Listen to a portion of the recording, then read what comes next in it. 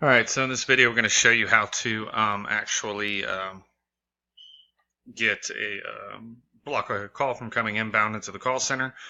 So first you'll start off, go to inbound, and then you will go to show DIDs, which is your phone numbers, direct inward dialed numbers. Once you're there, you'll be able to see all the phone numbers for the system, inbound, and the ones that are used for dialing out and the ones that are used for inbound calls.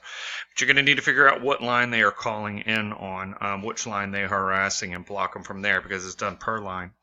So you'll find your line, come down, you'll look for inbound, filter. Where's it at? Where's it at?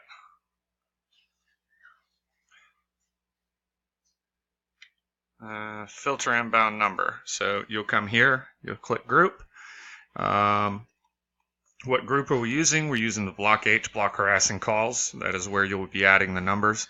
Then you'll need to come over here and tell it what you want it to do with that call once it hits there. You can send it to a particular phone line. You can send it to an extension, call menu, which we don't have, but you'll send them to voicemail.